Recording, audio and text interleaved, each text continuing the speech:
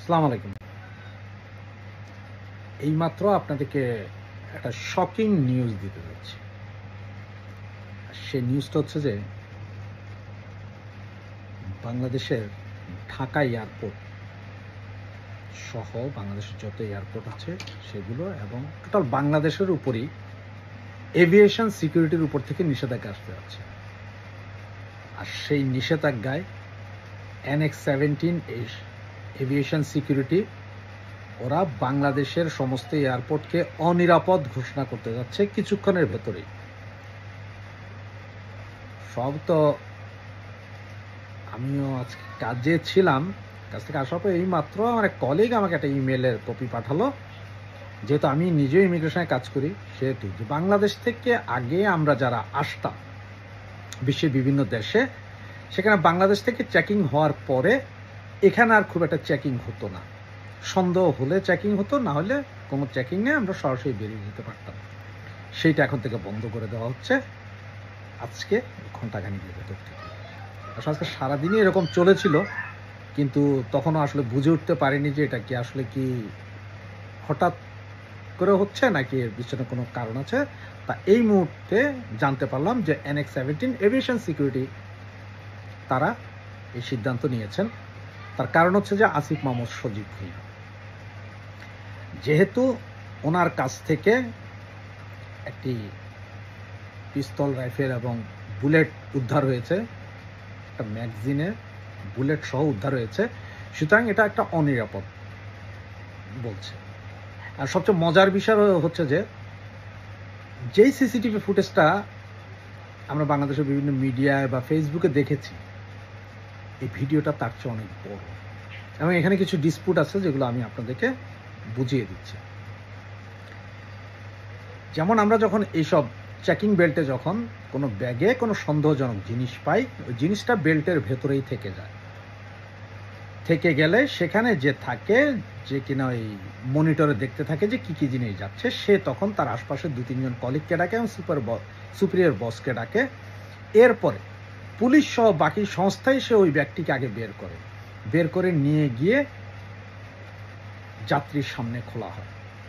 কিন্তু এখানে দেখা গেল যে এই জিনিসটা সরাসরি ওখানে না আটকে, কাউকে না ডেকে, সেই 2-3 জন পুলিশ অফিসার যারা ওখানে মনিটরিংয়ের দায়িত্বে ছিলেন, তারা ব্যাগটা নিয়ে আসিফ মাহমুদ সজীব ভুঁইয়ার হাতে দিয়ে দেন এবং তিনি আরেকজনকে পাস করে দেন, যেটা আইনগতভাবে সিদ্ধ নয়।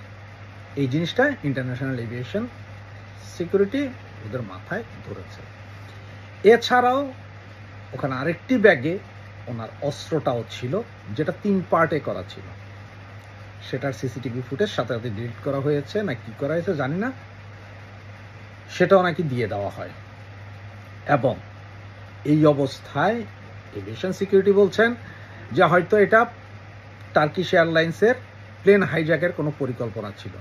কারণ ঠিক আজ থেকে 2 দিন আগেই মালয়েশিয়াতে 36 জন বাংলাদেশি IS জিহাদি হিসেবে ধরা খেয়েছে এবং আসিফ মাহমুদ সজীব ভুঁইয়া সহ যারা আছে পুরোটাই মৌলবাদী গোষ্ঠী, এরা সবাই জঙ্গি এবং এরা সগৌরবে বলেছিল যে এরা নাকি সশস্ত্র বিপ্লব ঘটাবে এবং সশস্ত্র বিপ্লবের জন্য তারা প্রস্তুত। তার মানে তার কাছে সেই অস্ত্র চালানোর সম্পূর্ণ ট্রেনিং আছে। এই মুহূর্তে বাংলাদেশ থেকে যতটুকু জানতে পারছি তাতে বোঝা যাচ্ছে যে ওনার কাছে একটি নয়, দুইটি আগ্নেয়াস্ত্রের লাইসেন্স আছে এবং উনি গর্বের সহিত বলছেন যে ছোটখাটো অস্ত্র নয়, স্বয়ং মেশিন গান থেকে আরো ভারী কোনো অস্ত্র থাকলেও কেউ নিরাপদ নয়। সুতরাং টার্কিশ এয়ারলাইন্সের সাথে এবং টার্কিশ গভর্নমেন্টের সাথে আলোচনা করতেছে ইন্টারন্যাশনাল এভিয়েশন সিকিউরিটি কোম্পানি। বিষয়টা তারাও জানে এবং তারাও জানার কারণে তারাও আতঙ্কিত। হয়তো এমনও হতে পারে যে ওই এয়ারলাইন্সটা ওই দিন তিনি কবজায় নিয়ে মালয়েশিয়া থেকে ওই সন্ত্রাসী 36 জনকে ছেড়ে দেওয়ার জন্য চাপ দিতে পারতেন। কারণ গত বছর আগস্টের 5 তারিখের পরে বাংলাদেশের সমস্ত কারাগার থেকে সমস্ত ইসলামিক জিহাদি জঙ্গি গোষ্ঠীকে ছেড়ে দেওয়া হয়েছে, যারা কিনা লস্করি তৈয়বা থেকে শুরু করে ইন্টারন্যাশনালি ড্যাশ থেকে শুরু করে সবার সাথে জড়িত। সুতরাং যেই ২৬ জন মালয়েশিয়াতে গ্রেপ্তার হয়েছেন, সেখানে মালয়েশিয়ার পুলিশ প্রধান নিজেই বলেছেন যে এরা সবাই গত ২০২৪-এ ৫ই অগস্টের নির্বাচিত একটি সরকারকে উৎখাতের সমস্ত পরিকল্পনাই সেখান থেকে হয়েছে। অর্থনৈতিক থেকে শুরু করে সবকিছু সেখান থেকে পরিচালিত। এর ২৬ জন যারা, এরা সবাই এটার পেছনে দায়ী। সুতরাং আসিফ মাহমুদ সজীব ভুঁইয়া হয়তো এই টার্কিশ এয়ারলাইন্সের এই বিমানটিকে হাইজ্যাকের পরিকল্পনা করছিলেন বলে এভিয়েশন সিকিউরিটি মনে করছে। এটা আমি না, এটা ইন্টারন্যাশনাল এভিয়েশন সিকিউরিটি, যাদের দায়িত্বে সারা পৃথিবীর ১৭৫টা দেশের উপরে।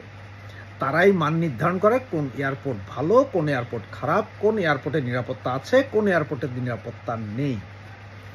এবং এই যখন অবস্থা, তখন বাংলাদেশের বিমানবন্দরের সিকিউরিটি অবস্থা খুবই খারাপ বিবেচনা করে তারা বাংলাদেশকে B2 ক্যাটাগরিতে নামিয়ে দিবেন। এবং এটা আগামী ৪৮ ঘন্টার ভিতরে এই ঘোষণা আসছে। B2 ক্যাটাগরিতে হলে তখন এটা হচ্ছে যে অনিরাপদ বিমানবন্দর। সুতরাং বাংলাদেশ থেকে যে কেউ বিশ্বের যেখানেই যান, তার জন্য এটা একটা অপমানজনক। কারণ আপনি হয়তো দেখলেন যে ১০০ জন লোক যাচ্ছে, সেখানে কাউকে ধরা হচ্ছে না, আপনি একা বাঙালি, আপনাকে ডেকে আলাদা করে আপনার ব্যাগ পুরো খুলে, এমনকি আপনার প্যান্ট শার্ট খুলে ল্যাংটা করেও দেখতে পারে। এটার কোনো বিকল্প নেই। সুতরাং এখন আপনাদেরকে যেই খবরটা আমি এই মাত্র দিলাম 100% অথেন্টিক, এতে কোনো চিন্তার বিষয় নেই। আসিফ মাহমুদ সজীব ভুঁইয়ার কারণে আজকে বাংলাদেশ আরেকটা লজ্জাজনক পরিস্থিতিতে পড়ছে। ধন্যবাদ, সবাই ভালো থাকবেন।